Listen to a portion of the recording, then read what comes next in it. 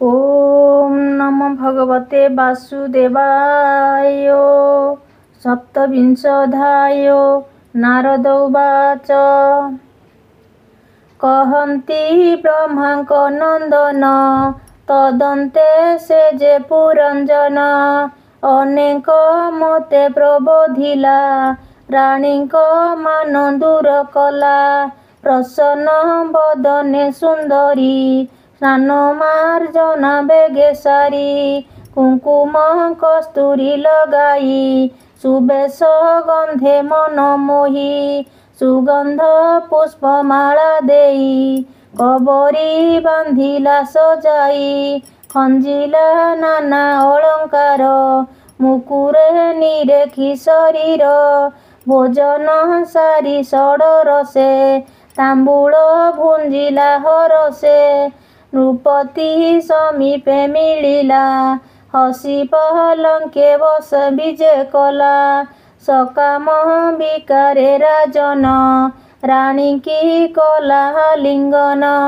विविध सकाम विकार हास्य कटाक्ष मनोहर एकांत संगर तिरंगे से राजा पुरंजन संगे रात्र दिवस न जानिले अज्ञान मोहे निमज्जिले से काम भोगरे नृपति फुटिण शांत हेला अति अपधि करी पत्नीकर सुखे शोइले नृपवर पलंके बहु निद्रा गला से काल गति न जानिला अज्ञाने पत्नी बसे रत न देला ज्ञान मार्गे चित नवीन बयस राजन नासिला ए नारी भोगेण क्षणक प्रायता जानिला ए जुबा काले विनाशिला भोगान्ते पुरंजन ठारे जन्मिले कन्या जे कुमरे 10 उत्तर कन्या सत सुकन्या गुणशील जात 11 शत जे कुमर जन्म लभिले आद्यतार से कन्या पुत्रे विभा देई सत्वरे गला नृप स्वाई विषय बंधे निमजिला अर्धवायुष तार गला पुत्र कन्याक सुखाशये जंजाल बढ़ान्ति से राये ए सर्व राजार भंडार लुटिण कले से बेभार विषये ममता बढ़ाई बंदी होइला नृप स्वाई तदन्ते घोर यज्ञ कला अनेक पशुवध कला देवता पितृभूतपति से यज्ञे पूजिला नृपति जे रूपे तुम्बे हे राजन करिछ घोर यज्ञ मान से रूपे पुरंजन राये अनेक पशु कला क्षये विषय जड़रे उन्नत कुटुम्बे बध कला चित तदन्ते उपजिला काल जेहरे प्राणी आयु बल ताहार नाम चंड बेग गंधर्व राज्य करे भोग गंधर्व मानकर पति अति प्रचंड तार गति त्रिशती शतता प्रमाण गंधर्व अति बलवान मिथुन भावे करी स्तुति एते गंधर्वे तहि स्थिति गंधर्वी गंधर्वे प्रबल के कृष्ण के वासुकल से सर्वचंड बेगंकर अटंती तांक अनुचर से चंड बेग आज्ञा पाई बेढ़िले राजपुरे जाई से पुरंजन दिव्यपुरी गंधर्वे बेगे लुटी करी से नगरे सेनापति एक रक्षणी थिला जे अधिक ताहार नाम प्रजापर से बेगे मिलिला आगर ତାହାକୁ ମାରି ଘଉଡ଼ିଲା। ଅନେକ ଘୋର ଯୁଦ୍ଧ କଲା। ଶେଷ ତ ସମ୍ବତ୍ସର ନୃତ୍ୟ ଯୁଝିଲା ଗନ୍ଧର୍ବ ସଙ୍ଗତେ। ଏଶତ ସମ୍ବତ୍ସର ନୃତ୍ୟେ ସୁଝିଲା ଗନ୍ଧର୍ବ ସଙ୍ଗତେ। ଗନ୍ଧର୍ବ ଅତି ବଳବାନ, ତାହାକୁ ମାରି କଲେ ଛିନ୍ନ। ସେ ପୁରବାସୀ ଯେତେ ଥିଲେ, ସେ ସର୍ବ ଆକୁଳେ ଶୋଚିଲେ।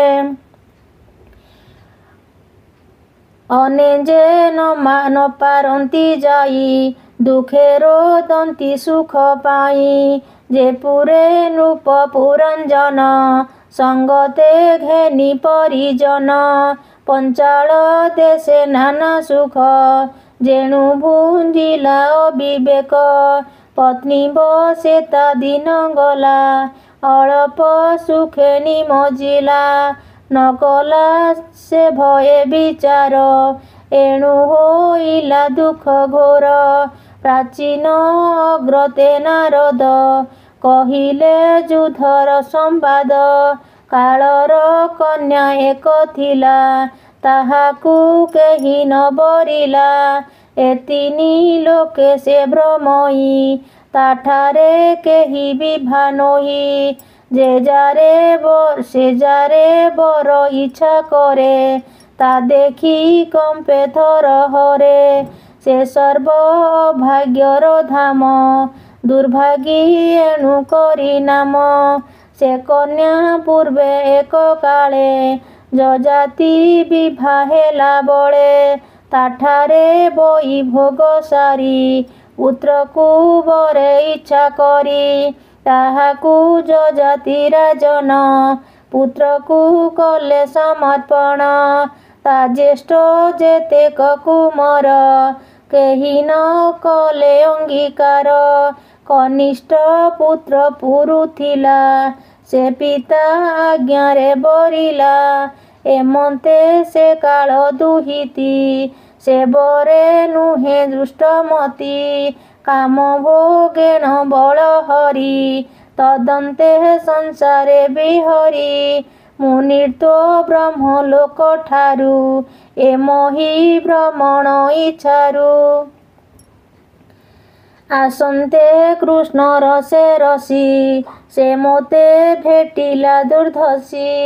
ବୋଇଲା ଶୁଣ ମୁନିବର, ମୋ କାମ ଦୁଃଖ ପରିହର। ଯତି ତୋ ପଣ ମୋର ଜାଣ, ତଥାପି ବରିଲା ଭ୍ରମେଣ। ହେ ମୁନି ଶ୍ରେଷ୍ଠ ଯୋଗେଶ୍ୱର, ମୋ ତୁଲେ ଗୃହ ଧର୍ମ କର। ତୁମ୍ଭେ ମୋହର ନିଜ ପତି, ଏଣୁ ଅଇଲି ତୁମ୍ଭ କତି। ପୁରୁଷ ସ୍ୱଧର୍ମଟି ଏହି, ପ୍ରାପତ ଧନ ନତେ ଜୟୀ। ଯାଚକ ଧନ ପ୍ରତେଜିଲେ, ସେ ସୁଖ ନ ଲଭନ୍ତି ଭଲେ। ଏମନ୍ତ ବାକ୍ୟ ତାର ଶୁଣି, ଆମ୍ଭେ ପ୍ରକୋପେ ତାକୁ ଭାଣି। କହିଲୁ ତୁ ନିଶ୍ଚେ ଯୁବତୀ, ପ୍ରମଦା କୁଳେ ନୋହ ସତୀ।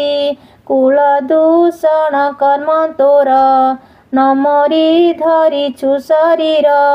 ପାତ୍ର ଅପାତ୍ର ତୁ ନ ଜାଣୁ, ଦୂଷଣ କଥା ମୁଖେ ଭାଣୁ। ଶୁଣ ତୁ ପାମରୀ ଅଜ୍ଞାନୀ, ଆମ୍ଭେ ଯେ ଅଟୁ ମହାମୁନି। ଗୃହସ୍ଥ ଧର୍ମ ଆମ୍ଭ ନାହିଁ, ତୋର ବରଣେ ଇଚ୍ଛା କାହିଁ। ତୋହର ବରେ ଯେବେ ଇଚ୍ଛା, କହିବା ପୂରିବ ତୋ ବାଞ୍ଛା। ଯବନ ମାନଙ୍କ ଈଶ୍ୱର, ତୁ ଯାଇ ବେଗେ ତାକୁ ବର। ଏ ତୋର ଯେତେ କାମ ଇଚ୍ଛା, ସେ ତୋର ପୁରାଇବେ ବାଞ୍ଛା। ତା ଶୁଣି ବିମୁଖେ ତରୁଣୀ, ସେ ମୋତେ କୋପେ ଶାପ ଭଣି। ବୋଇଲା ଶୁଣ ମୁନିବର, ମୋ ପ୍ରୀତି ଆଶା କଲୁ ଦୂର। ତୁ ଏକଠାରେ ନ ରହିବୁ, ଜୀବନେ ଯେତେ କାଳ ଥିବୁ। ବ୍ରହ୍ମାଣ୍ଡ ମଧ୍ୟ ସ୍ଥାନ ଯେତେ ଭ୍ରମଣ କରୁଥିବୁ ନିର୍ତ୍ୱେ କାହିଁ ତୁ ନ ଲଭିବୁ ସୁଖ ଇତ୍ୟାଦି ଭୋଗ ତୁ ବିମୁଖ। ଏ ଘୋର ସାପ ମୋତେ ଦେଇ ବରିଲା ଭଏ ପତି ଯାଇ ଭୋଦେବ ଯବନ ଈଶ୍ୱର ତୁ ବୀର ବଳେ ବଳିୟାର ଏଣୁ ବରିଲି ମୁହିଁ ତୋତେ ମୋର ବିନୟ ଘେନ ଚିତେ ତୁମ୍ଭକୁ ଯେବା ମାଗେ ଯାହା ବିନାଶ ନୋହେ କାମ ତାହା ଶୁଣ ଯବନ ଅଧିପତି ଏବେ ଲୋକ ଶିଶୁମତି ଯେ ଲୋକ ଶାସ୍ତ୍ରରେ ଉଚିତ ଦ୍ରବ୍ୟ ହୋଇଛି ଉପଗତ ଯାଚକ ଜନେ ଦାନ ଦେଇ ଅଥବା ଦେଲେ ନ ଘେନଇ ଏବେ ଶିଶୁ ସଙ୍ଗେ ସରି ଏଣୁ ତାହାଙ୍କୁ ମୁଞ୍ଜେ ବରି ତୁମ୍ଭେ ଦୟାଳୁ ସୁରବନ୍ତ ଯବନ ମାନକ ସାମତ।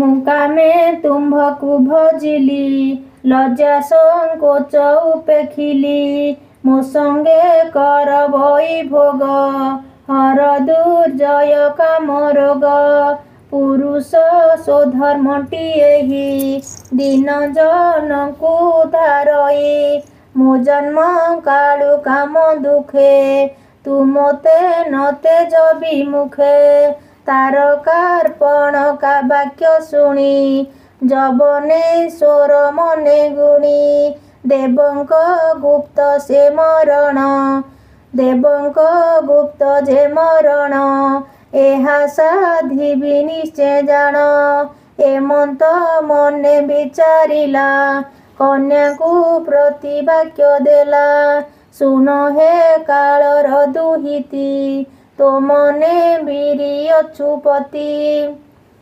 ଏକାକୀ ବୋଲି ଭୟ ଯେବେ ମୋ ସେନା ସଙ୍ଗେ ନିଅ ତେବେ ଏମନ୍ତେ ପ୍ରଜାଙ୍କୁ ବିନାଶ ଏମାନେ ହୁଅନ୍ତୁ ତୋର ଦାସ ମୋହର ଭାଇ ଯେ ପ୍ରଜୋର ତୁ ଭଗ୍ନି ହେବୁ ଯେ ମୋହର ଏକତ୍ୱେ ଭାଇ ଭଗ୍ନି ଥିବ ମୋ ସୈନ୍ୟ ଗଣ ସଙ୍ଗେ ନେବ ଲୋକେ ତା ଗତି ନ ଜାଣିବେ ଚାରି ଦିଗରେ ଭ୍ରମୁଥିବେ ଜୀବନ ଭୋଗ ଅନୁସାରେ ପଡ଼ିବେ ଲୋଭାଦି ବ୍ୟାଧିରେ ଏମନ୍ତେ ଶିକ୍ଷା ତାକୁ ଦେଇ ଅଗ୍ରେ ପେଶିଲା ଭଗ୍ନି ଭାଇ। ଚତୁର୍ଥ ସ୍କନ୍ଧ ଭାଗବତ ନାରଦ ପ୍ରାଚୀନ ଉକତ ଏ ପୁରଞ୍ଜନର ଆଖ୍ୟାନ ଭଣଇ ଜଗନ୍ନାଥ ହୀନ ଇତି ଶ୍ରୀମଦ୍ଭାଗବତେ ମହାପୁରାଣେ ପାରମହଂସ ସଂହିତାୟା ବୈୟାସିକ୍ୟାଂ ଚତୁର୍ଥ ସ୍କନ୍ଧେ ପୁରଞ୍ଜନ ଉପାଖ୍ୟାନେ ନାମ ସପ୍ତବିଂଶୋऽଧ୍ୟାୟ। ଓମ୍ ନମୋ ଭଗବତେ ବାସୁଦେବାୟ।